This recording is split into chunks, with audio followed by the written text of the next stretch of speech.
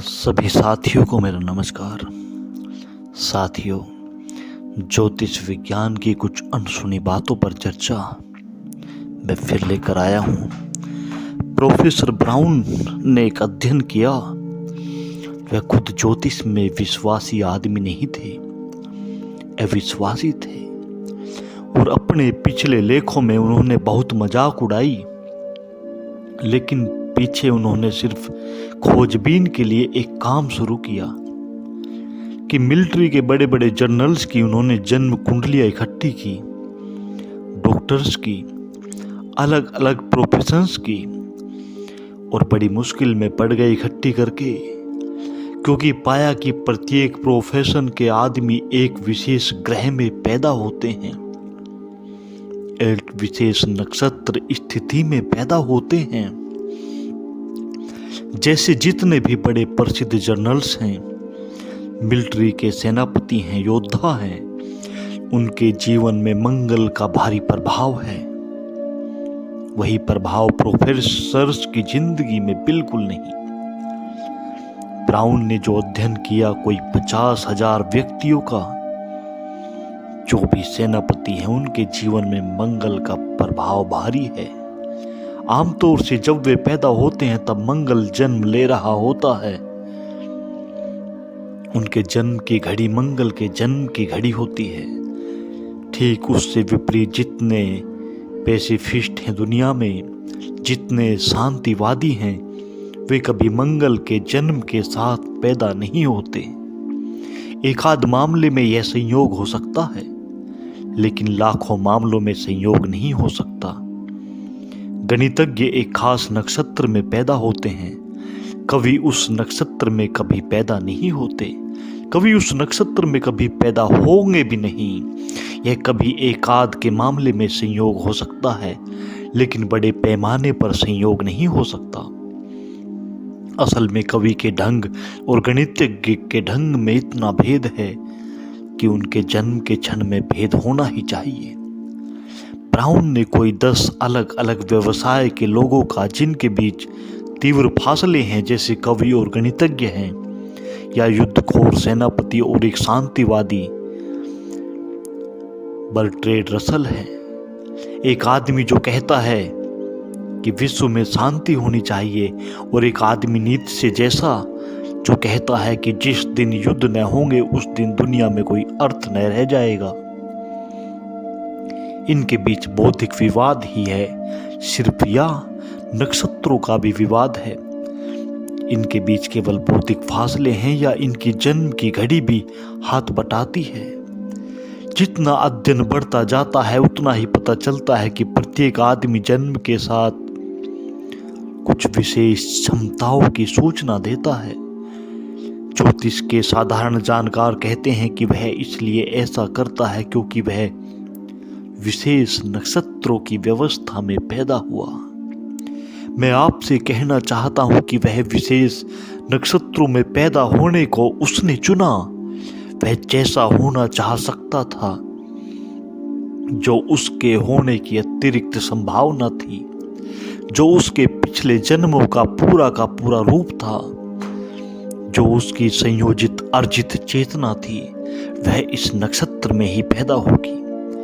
हर बच्चा हर आने वाले नया जीवन इंसिस्ट करता है, अपनी घड़ी के लिए अपनी घड़ी में ही पैदा होना चाहता है, अपनी ही घड़ी में गर्भाधारण लेना चाहता है। दोनों अन्योन्यश्रित है, इंटरडिपेंडेंट है। मैंने आपसे कहा कि जैसे समुद्र का पानी प्रभावित होता है, सारा जीवन पानी से निर्मित है। पानी के बिना कोई जीवन की संभावना नहीं है। इसीलिए यूनान में पुराने दार्शनिक कहते थे पानी से जीवन, या पुरानी भारतीय और चीनी और दूसरी दुनिया की माइथोलॉजीज भी कहती है पानी से जीवन का जन्म। आज इवोल्यूशन को मानने वाले, विकास को मानने वाले वैज्ञानिक भी कहते हैं कि जीवन का जन्म पानी से है। शायद पहला जीवन काई, वह जो पानी पर जम जाती है, वही जीवन का पहला रूप है। फिर आदमी तक विकास, जो लोग पानी के ऊपर गहन शोध करते हैं वे कहते हैं पानी सर्वाधिक रहस्यमयी तत्व है और जगत से, अंतरिक्ष से, तारों का जो भी प्रभाव आदमी तक पहुंचता है उसमें माध्यम पानी है। आदमी के शरीर के जल को ही प्रभावित करके कोई भी रेडिएशन, कोई भी विकिरण मनुष्य में प्रवेश करता है। जल पर बहुत काम हो रहा है और जल के बहुत से मिस्टीरियस रहस्यमय गुण ख्याल में आ रहे हैं। सर्वाधिक रहस्यमय गुण तो जल का जो ख्याल में अभी पिछले कुछ वर्षों में वैज्ञानिकों को आया वह यह है कि सर्वाधिक संवेदनशीलता जल के पास है, सबसे ज्यादा सेंसिटिव, और हमारे जीवन में चारों ओर से जो भी इन्फ्लुएंस गति करता है भीतर वह जल को ही कंपित करके गति करता है।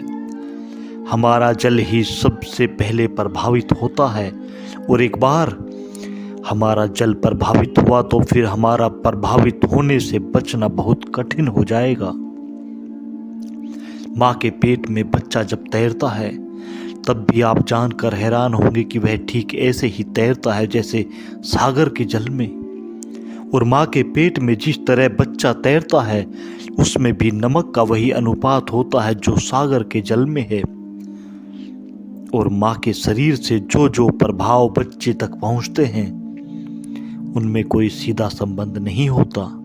यह जानकर आप हैरान होंगे कि माँ और उसके पेट में बनने वाले गर्भ का कोई सीधा संबंध नहीं होता। दोनों के बीच में जल है और माँ से जो भी प्रभाव पहुँचते हैं बच्चे तक वे जल के ही माध्यम से पहुँचते हैं, सीधा कोई संबंध नहीं होता। फिर जीवन भर भी हमारे शरीर में जल का वही काम है जो सागर में काम है। सागर में बहुत सी मछलियों का अध्ययन किया गया। ऐसी मछलियां हैं जो जब सागर का पूर्व उतार पर होता है, जब सागर उतरता है तभी सागर के तट पर आकर अंडे रख जाती हैं। सागर उतर रहा है वापस, मछलियां रेत में आएंगी, सागर की लहरों पर सवार होकर अंडे देंगी, सागर की लहरों पर वापस लौट जाएंगी। 15 दिन में सागर की लहरें फिर उस जगह आएंगी, तब तक अंडे फूटकर उनके चूजे बाहर आ गए होंगे। आने वाली लहरें उन चूजों को वापस सागर में ले जाएंगी। जिन वैज्ञानिकों ने इन मछलियों का अध्ययन किया वे बड़े हैरान हुए, क्योंकि मछलियां सदा ही उस समय अंडे देने आती हैं जब सागर का तूफान उतरता होता है। अगर वे चढ़ते तूफान में अंडे दे दे तो अंडे तो तूफान में बह जाएंगे। वे अंडे तभी देती हैं जब तूफान उतरता है। एक एक स्टेप सागर की लहरें पीछे हटती जाती हैं। वे जहां अंडे देती हैं वहां लहर दोबारा नहीं आती, नहीं तो लहर अंडे बहा ले जाएंगी। वैज्ञानिक बहुत परेशान रहे कि इन मछलियों को कैसे पता चलता है कि सागर अब उतरेगा। सागर के उतरने की घड़ी आ गई, क्योंकि जरा सी भूल चूक समय की और अंडे तो सब बह जाएंगे। और उन्होंने भूल चूक कभी नहीं की लाखों साल में, नहीं तो वे खत्म हो गई होती मछलियां। उन्होंने कभी भूल की ही नहीं। पर इन मछलियों के पास क्या उपाय है जिनसे ये जान पाती हैं? इनके पास कौन सी इंद्रिय है जो इनको बताती है कि अब सागर उतरेगा? लाखों मछलियां एक क्षण में पूरे किनारे पर इकट्ठी हो जाएंगी। इनके पास जरूर कोई संकेत लिपि, इनके पास कोई सूचना का यंत्र होना ही चाहिए। करोड़ों मछलियां दूर दूर हजारों मील के सागर तट पर इकट्ठी होकर अंडे रख जाएंगी एक खास घड़ी में। जो अध्ययन करते हैं वे कहते हैं कि चांद के अतिरिक्त कोई उपाय नहीं है। चांद से इनको जो संवेदनाएं मिलती हैं, मछलियों को उन संवेदनाओं से पता चलता है कि कब उतार पर, कब चढ़ाव पर। चांद से जो उन्हें धक्के मिलते हैं, उन्हीं धक्कों के अतिरिक्त और कोई रास्ता नहीं है कि उनको पता चल जाए। यह भी हो सकता है कुछ का ख्याल था कि सागर की लहरों से कुछ पता चलता होगा, तो वैज्ञानिकों ने इन मछलियों को ऐसी जगह रखा जहां सागर की लहरें ही नहीं, झील पर रखा, अंधेरे कमरों में पानी में रखा। लेकिन बड़ी हैरानी की बात, जब चांद ठीक घड़ी पर आया और अंधेरे में बंद मछलियां उनको चांद का कोई पता नहीं, आकाश का कोई पता नहीं। जब चांद ठीक जगह पर आया, जब समुद्र की मछलियां जाकर तट पर अंडे देने लगी, तब उन मछलियों ने पानी में ही अंडे दे दिए। उनका पानी में ही अंडे छोड़ देना, क्योंकि कोई तट नहीं, कोई किनारा नहीं, तब तो लहरों का कोई सवाल न रहा। अगर कोई कहता हो कि दूसरी मछलियों को देखकर यह दौड़ पैदा हो जाती होगी, वह भी सवाल न रहा। अकेली मछलियों को रख कर भी देखा। ठीक जब करोड़ों मछलियां सागर के तट पर आएंगी, इनके दिमाग को सब तरह से गड़बड़ करने की कोशिश की। मछलियों के 24 घंटे अंधेरे में रखा ताकि उन्हें पता न चले कि कल सुबह होती है, कब रात होती है। 24 घंटे उजाले में भी रख कर देखा ताकि उनको पता ही न चले कि कब रात होती है। झूठे चांद की रोशनी पैदा करके देखी कि रोज रोशनी को कम करते जाओ, बढ़ाते जाओ, लेकिन मछलियों को धोखा नहीं दिया जा सका। ठीक चांद जब अपनी जगह पर आया, तब मछलियों ने अंडे दे दिए। जहां भी थी वहीं उन्होंने अंडे दे दिए। हजारों लाखों पक्षी हर साल यात्रा करते हैं हजारों मील की। सर्दियां आने वाली हैं, बर्फ पड़ेंगी तो बर्फ के इलाके से पक्षी उड़ना शुरू हो जाएंगे। हजारों मील दूर किसी दूसरी जगह में पड़ाव डालेंगे। वहां तक पहुंचने में भी उन्हें 2 महीने लगेंगे, महीना भर लगेगा।